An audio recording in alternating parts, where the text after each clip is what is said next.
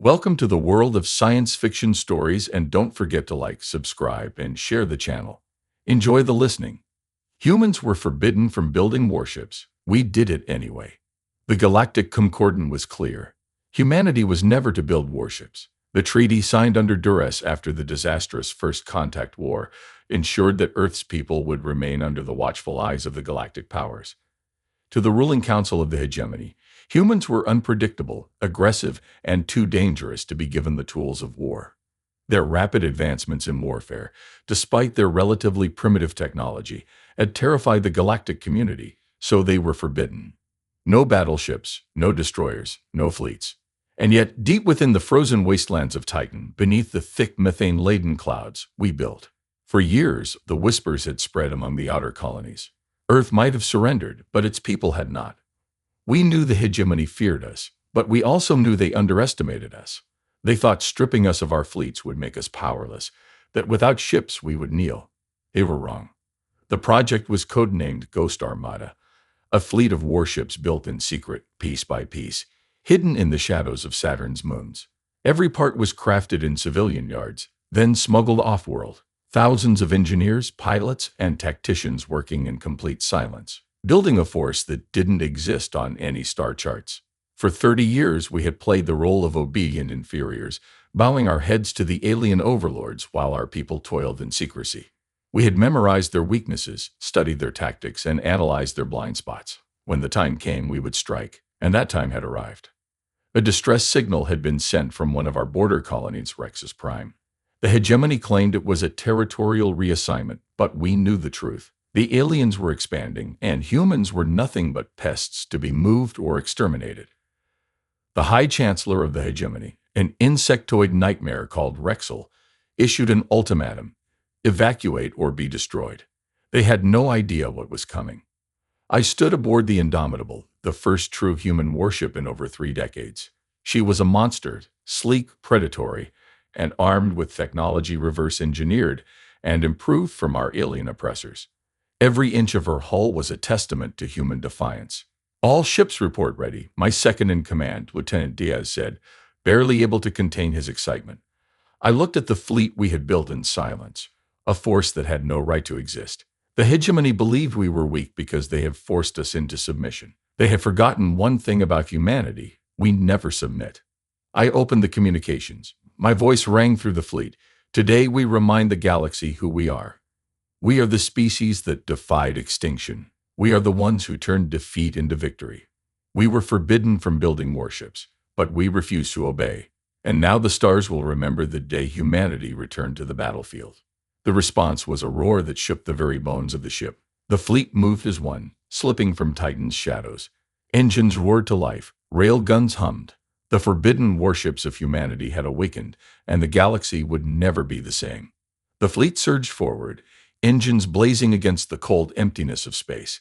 The Indomitable led the charge, followed closely by the Valkyrie, the Iron Fang, and a dozen other warships that had no right to exist. Our ships had been designed in the dark, away from prying alien eyes, built with the knowledge that if we failed, humanity would never get another chance. ETA to Rexus Prime, I asked, my voice calm despite the fire burning in my veins. 15 minutes, Lieutenant Diaz reported. Long-range scans show hegemony warships in orbit, at least 10 capital ships plus smaller escorts. I clenched my fists. They're preparing an orbital bombardment. Diaz's face hardened. If they fire, the colony won't stand a chance. I turned to my comms officer, Inanhero.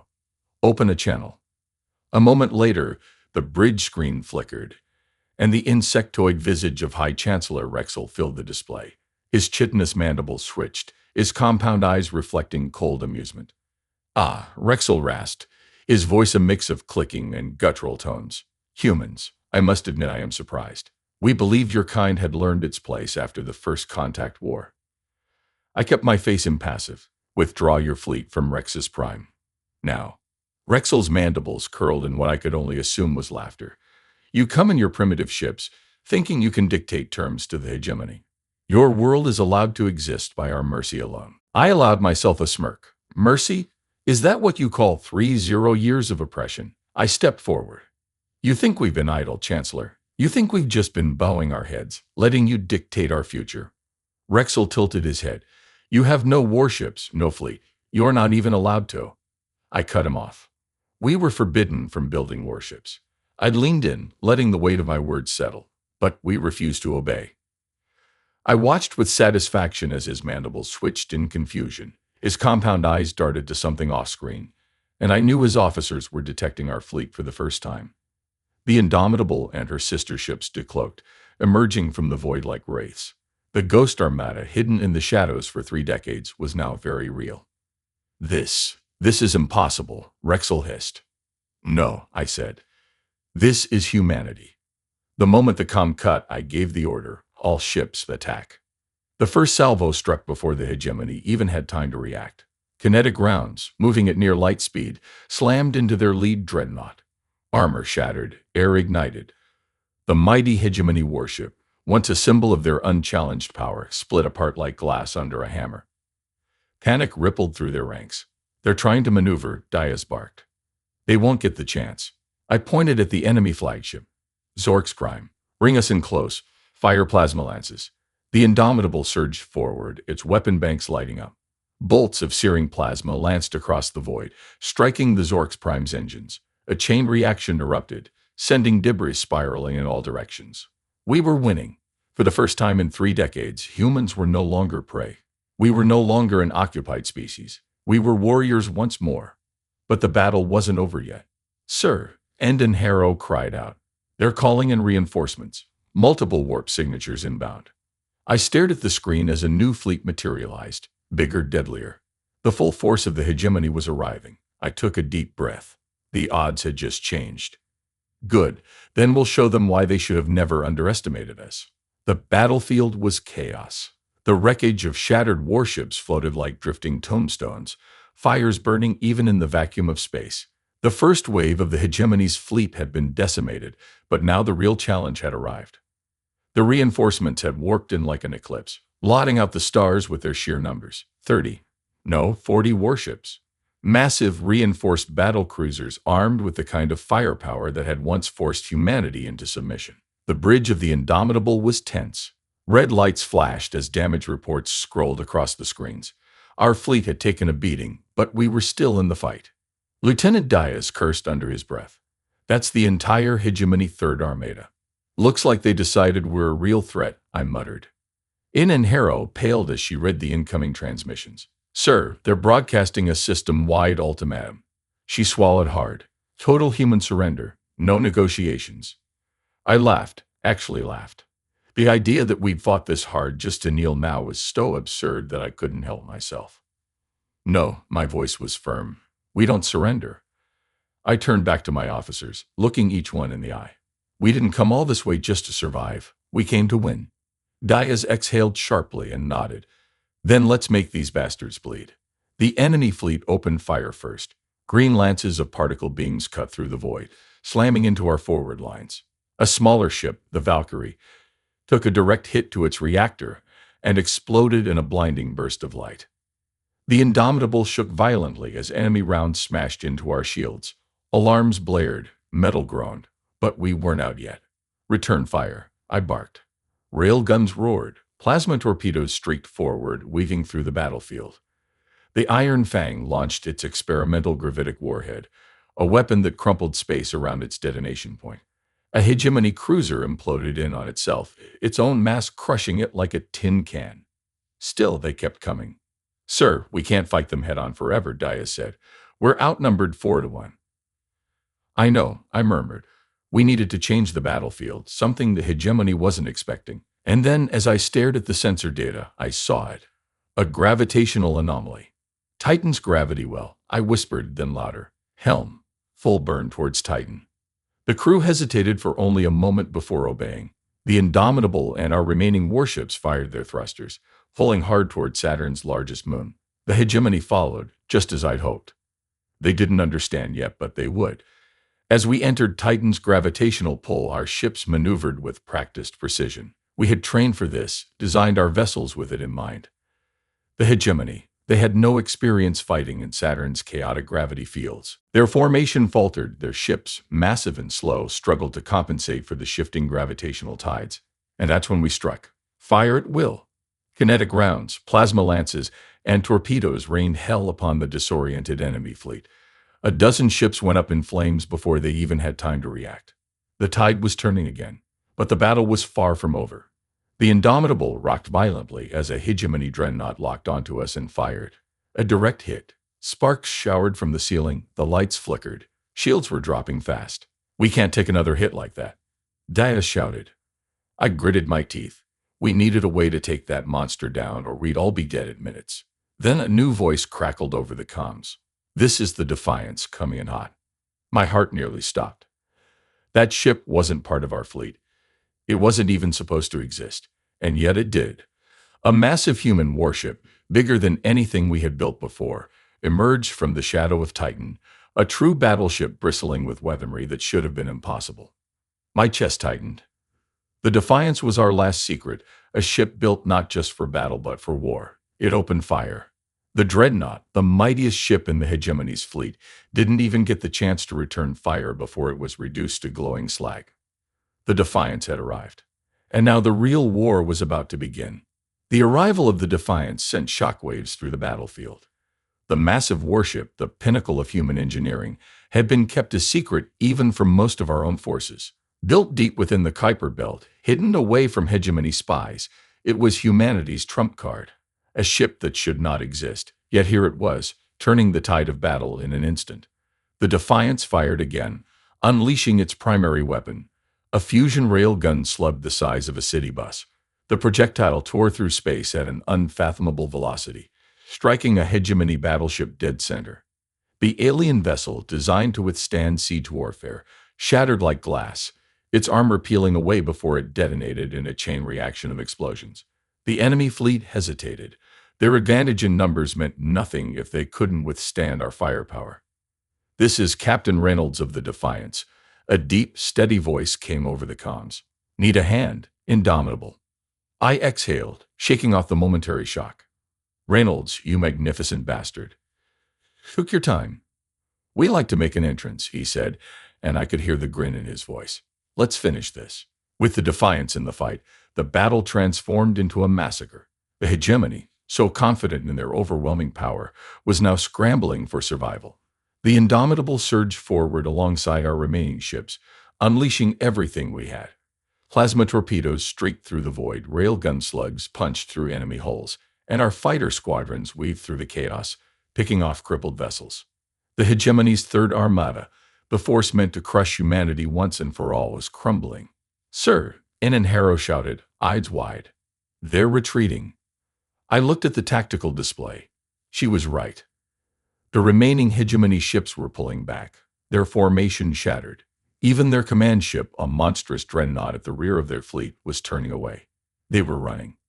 For the first time in history, the hegemony was retreating from humans.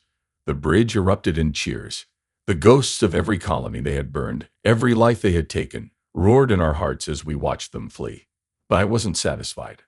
"Negative," I said coldly. "We do not let them escape." The bridge quieted. Lieutenant Diaz turned to me, surprised. "Sir?" I met his gaze. "They'll be back, Diaz. If we let them go now, they'll rebuild, regroup, and return with 10 times the force." My voice hardened. "We finish this. Here, now." Diaz's expression shifted, a slow, dangerous smile forming. "Hey, Captain." I opened the fleet-wide comms. "All ships, pursue and annihilate." Like a pack of wolves, we fell upon the retreating fleet. The Defiance led the charge, cutting down ships before they could jump to war. The Iron Fang and Valkyrie fired precise volleys, striking engines, preventing any escape. The final ship to fall was their command dreadnought, a towering behemoth, its hull scared and burning, desperately trying to reach the jump point. We didn't let it. The Indomitable closed in, our railguns glowing with energy. I opened a direct channel. "High Chancellor Rexel." My voice was steady, even. "Your empire ends today." The insectoid creature appeared on the screen, his mandibles twitching in rage. "You think you have won," he hissed. "You think this battle means anything? The hegemony spans thousands of systems. You are nothing but a nuisance." I leaned forward. Then why are you running? His mandibles clicked in fury, but before he could respond, I gave the order. Fire. The railguns unleashed their fury. The dreadnought's hull buckled under the impact, explosions rippling through its structure. For a moment it seemed to hang in space, its massive frame defying gravity itself. Then, in a brilliant flash, it was gone. Silence filled the bridge. The battle was over. I took a deep breath, feeling the weight of what we had done. We had not only defied the hegemony, we had defeated them. But I knew this was only the beginning. Sir, Diaz said, his voice quiet. What happens next? I looked out at the wreckage, at the burning remnants of an empire that had tried to break us. Now, I said, now we take the fight to them. The Ghost Armada had revealed itself, and humanity was done hiding. The war had begun. The remnants of the hegemony fleet were gone, scattered debris floating in the cold void. Their empire humiliated. For the first time in history, humanity had struck back, not just in defiance, but in total victory. The Third Armada had been annihilated, their High Chancellor's flagship was dust, and the galaxy had just learned a terrifying truth. Humans were not prey. We were predators. I stood at the Indomitable's bridge, watching as our fleet regrouped. We had won, but there was no time to celebrate. This was only the first battle. The hegemony would retaliate. When they returned, it wouldn't be with one fleet. It would be with everything they had. We need to move, I said, now. Diaz nodded, already anticipating my next orders. Where? I turned to the galactic map, staring at the vast expanse of enemy-controlled space, to the heart of the hegemony. Silence filled the bridge as my officers absorbed the meaning of my words. Their home world? Diaz finally asked, his voice hushed. I nodded. They expect us to retreat, to run back to Earth, reinforce, and hide. I glanced at the crew, meeting their gazes one by one. But we're not doing that. A slow grin spread across his face. We're taking the war to them. Excitement rippled through the bridge. For decades, we had been forced to live under their rule, bending the knee to an empire that saw us as nothing more than a nuisance. Now, for the first time, we had the chance to end them. But it wouldn't be easy.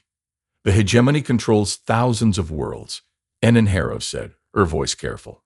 Even if we hit their capital, it won't end the war overnight. I nodded. True, but it will break them, their government, their morale, their belief in their own invincibility. Captain Reynolds' voice came over the fleet-wide comms. So what's the plan, Indomitable? You lead the charge, or do we have a little more subtlety in mind? I smirked. A bit of both. I pulled up the star charts, highlighting a series of systems. They think we're just some rogue insurgents, an annoyance to be crushed. They don't yet realize that humanity is done kneeling. I traced a path through the hegemony's outer colonies. We won't hit them head-on. Not yet. First, we carve a path through their supply lines, burn their shipyards, their infrastructure. Diaz nodded. Bleed them dry before the killing blow. Exactly. We would fight like humans always had, dirty, relentless, and without mercy.